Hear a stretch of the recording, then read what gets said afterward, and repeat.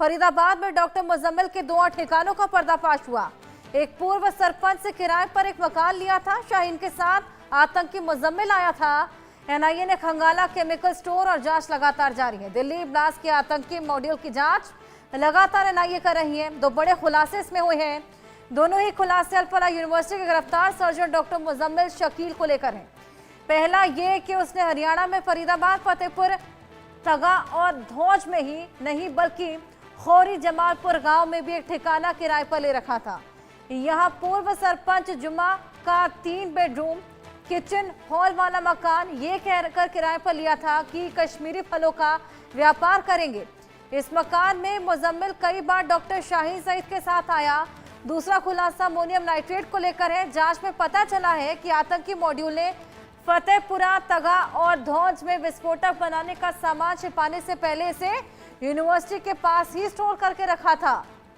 ये 2 बेहद बड़े खुलासे, 2 नए ठिकानों का पर्दाफाश हुआ है और अमोनियम नाइट्रेट को अल-फलाह यूनिवर्सिटी के पास ही स्टोर करके रखा था, ये भी सामने आया। मुजम्मिल ने एक और ठिकाना किराए पर लिया हुआ था एक सरपंच के साथ और आपको बताया कि सरपंच को उसने ये कहा हुआ था कि कश्मीर से आए हुए फलों का व्यापार करेगा, लेकिन इस व्यापार की आड़ में आप देखिए कि अमोनियम नाइट्रेट को जगह जगह स्टोर किया हुआ था। ये तमाम ठिकानों का खुलासा, ये तमाम बड़े खुलासे अब लगातार निकलकर सामने आ रहे हैं। धीरे धीरे पूरा प्लान डिकोड होता जा रहा है। आखिर इस पूरे आतंकी टेरर मॉड्यूल का क्या कुछ प्लान था, ये सामने आ रहा है। देवेंद्र हमारे सहयोगी जुड़े हैं और जानकारी लेंगे। देवेंद्र, अब धीरे धीरे तमाम बड़े खुलासे कि मुजम्मिल का एक और ठिकाना था, सरपंच से लिया था और फलों के व्यापार की बात कही थी, लेकिन उसकी आड़ में क्या कुछ कर रहा था ये सभी को मालूम। और इसके अलावा अमोनियम नाइट्रेट यूनिवर्सिटी के पास ही एक जगह स्टोर भी करके रखा था। बिल्कुल, देखिए, जब से एनआईए के पास में जांच पहुंची है, लगातार एनआईए की जो टीम है जांच में जुटी हुई है और ऐसे में डॉक्टर मुजम्मिल को फरीदाबाद लेकर 2 दिन पहले एनआईए पहुंची थी और यहां निशानदेही उसके द्वारा कराई गई थी। तो इसी दौरान ये जांच में खुलासा हुआ है कि 2 जगह और उसने, यानी कि 4 जगह कुल फरीदाबाद में किराए पर मकान लिए हुए थे। ऐसे में 2 जगह की तो पहले ही पता चल चुका था, जहां फतेहपुर तगा और गांव धौज का। लेकिन अब जब एनआईए की टीम यहां इसको लेकर पहुंची और निशानदेही इसकी तरफ से कराई गई, तो उस वक्त उसकी तरफ से बताया गया कि खौरी जमालपुर में पूर्व सरपंच का घर, जो एक खेतों में बना हुआ था 3 बेडरूम का, वो लिया हुआ था। और ऐसा बताया जाता है कि वहां डॉक्टर शाहीन को भी लेकर कभी कभी वो जाया करता था।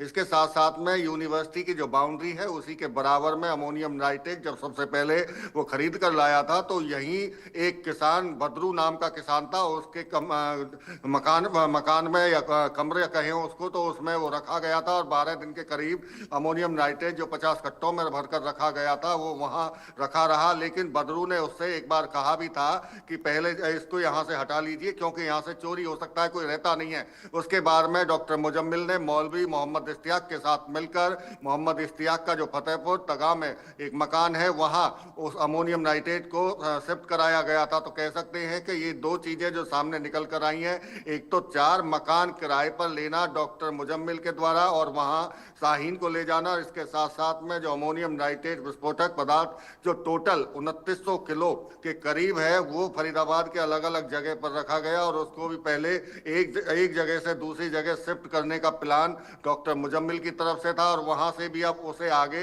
ले जाने का प्लान था। चूंकि कई जगह देश भर में विस्फोट इसको करने थे भीड़ भाड़ के इलाकों में, तो इसलिए इसको ये तमाम जो प्रक्रिया थी उसको ये अपना रहा था। डॉक्टर मुजम्मिल के साथ में डॉक्टर उमर नबी, डॉक्टर निसार, डॉक्टर शाहीन साहिद, ये लगातार कोशिश इनकी यही थी कि आतंकी साजिश रचने के साथ साथ में कहां कहां धमाके करने हैं इसकी ये प्लानिंग किया करते थे। जी बिल्कुल, ये तमाम प्लानिंग्स यहाँ पर किया करते थे और सभी का आतंकी अड्डा था अल-फलाह यूनिवर्सिटी, वही सेंटर रहा जहाँ से ये तमाम चीज़ें जुड़ी हुई हैं, चाहे वो तमाम सफ़ेद पोस्ट हो, चाहे वो अमोनियम नाइट्रेट ही क्यों ना हो। क्या कुछ लेटेस्ट और मालूम चल पाया है? बिल्कुल, देखिए, अगर लेटेस्ट की बात करें तो चूंकि जिस तरह से मैं जिक्र कर रहा था कि एनआईए की टीम लगातार अब जितने भी आतंकी एनआईए की गिरफ्त में हैं, 7 अब तक गिरफ्तारी एनआईए की तरफ से की जा चुकी है और इसके रिमांड पर भी इन तमाम लोगों को लिया जा चुका है। तो ऐसे में हर जगह पर जहां जहां इनकी तरफ से प्लानिंग की गई या जहां जहां इन्होंने लोगों को शामिल करने के लिए कोशिश की और जहां से भी केमिकल या सामान खरीदा, तो वहां अब एनआईए इनको लेकर पहुंच रही है। चूंकि पहले बयान दर्ज कराए गए थे, बयान दर्ज कराने के बाद में अब निशानदेही निशानदेही कराई जा रही है और उसको मैच कराया जा रहा है कि जो बयान दिए गए हैं क्या वास्तव में वो जमीन से जुड़ते हुए दिखाई देते हैं या नहीं देते। जैसा कि दो चीजें सामने अब जो डॉक्टर मुजम्मिल की तरफ से आई, उसी तरह से कल डॉक्टर शाहीन शाहिद को भी यहां लेकर आया गया था और यहां लाने पर जो नेहरू ग्राउंड फरीदाबाद में एनआईटी में है, वहां जो केमिकल शॉप है वहां से केमिकल खरीदे गए थे। चूंकि ऑथराइज्ड डीलर है केमिकल का वो, जो अस्पतालों में, मेडिकल कॉलेज और यूनिवर्सिटी में सप्लाई करता है, तो ये बताया जा रहा है कि यहां से भी कुछ केमिकल खरीदे गए थे। कल उसकी दुकान पर पहुंचे थे शाहीन शाहिद को और वहां से उसकी हार्ड डिस्क को बरामद किया गया है। कुछ दस्तावेज वहां से उठाए गए हैं। तो ऐसे में मानकर चला जा सकता है कि किस तरह से वो प्लानिंग कर रहे थे और लोकल स्तर पर भी तमाम लोगों को अपने साथ मिला रहे थे। अब देखना होगा कि जो केमिकल चूंकि ऑथराइज डीलर है, तो ऐसे में हॉस्पिटल के नाम पर या मेडिकल कॉलेज के नाम पर, यूनिवर्सिटी के नाम पर वहां से कितना केमिकल खरीदा गया था और कितनी इस शॉप्स के मालिक की भूमिका है। इन जो कि दिल्ली में जो ब्लास्ट हुआ उसके लिए भी केमिकल खरीदे गए थे और आगे और जो ब्लास्ट करने थे उनके लिए, बम बनाने के लिए, विस्फोट बनाने के लिए ये कितना केमिकल यहाँ से खरीदा गया था और कितनी भूमिका, ये भी अब एनआईए जांच कर रही है। चूंकि पहले भी एक बार लोकल पुलिस उससे पूछताछ कर चुकी है और ऐसे कई अभी लोग हैं जो इनके साथ में मिले हुए थे, जुड़े हुए थे। अब धीरे धीरे एनआईए उनकी भी जो है गिरफ्तारी कर रही है। चाहे सबसे लास्ट में जब किया गया है तो शोएब को गिरफ्तार किया गया था। शोएब कंपाउंडर बताया गया है जो अल-फलाह यूनिवर्सिटी में था और उसने उमर नबी, जो नुहू में किराए पर जो कमरा दिलाया गया था, अपने यहाँ बताया जाता है कि उस रिश्ते में उसकी साली लगती है, वहाँ किराए पर दिलवाया गया था और करीब 5 दिन उमर नबी दिल्ली विस्फोट से पहले वहीं रहा था। और जिस दिन 10 नवंबर को दिल्ली में विस्फोट किया गया तो वहीं नुहू के जो एक गांव में किराए पर रह रहा था, वहीं से i20 गाड़ी के साथ में वो आते हुए सुबह के वक्त में देखा गया था और उसके बाद में फरीदाबाद के रूट से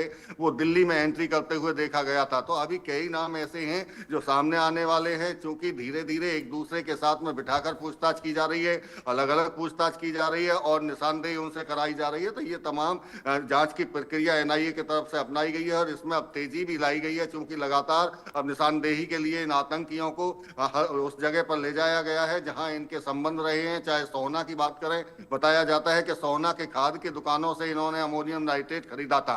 तो 2 दिन पहले डॉक्टर मुजम्मिल को वहां लेकर गई थी और कल शाहीन शाहिद को लेकर फरीदाबाद के कई इलाकों में एनआईए पहुंची है। जी बिल्कुल देवेंद्र, आज कहां ले जाया जाएगा शाहीन और मुजम्मिल को? बिल्कुल, देखिए यहाँ करीब जिस तरह से डॉक्टर मुजम्मिल है उसको 5 घंटे रखा गया था। ये जो 4 ठिकाने किराए पर लिए गए थे वहां उसको ले जाया गया था और अल-फलाह यूनिवर्सिटी के जिस कमरा नंबर 13 जो अलॉट था डॉक्टर मुजम्मिल को, वहां ले जाकर और जहां क्लास में वो पढ़ाया करता था, वो तमाम ऐसी जगह जहां जहां डॉक्टर मुजम्मिल जाया करता था निशानदेही कराई गई थी। इसी तरह से कल डॉक्टर शाहीन शाहिद को लाया गया, उससे भी निशानदेही कराई गई। चूंकि रोजाना बेहद ज्यादा जरूरी भी हो जाता है क्योंकि अल-फलाह यूनिवर्सिटी जिस तरीके से आतंक का अड्डा रही थी, जहां पर जिस तरीके से आपने भी जिक्र किया, रूम नंबर 13 में तमाम प्लान्स बनाए जाते थे, डायरी भी इनफैक्ट वहां से मिली थी जिसमें ऑपरेशन शब्द का जिक्र था। अब धीरे धीरे जैसे जैसे जांच पड़ताल आगे बढ़ेगी तमाम नए खुलासे निकलकर सामने आएंगे। आप नजर बनाए रखिएगा। फिलहाल बहुत शुक्रिया। पाकिस्तान में इमरान और मुनीर में सत्ता संघर्ष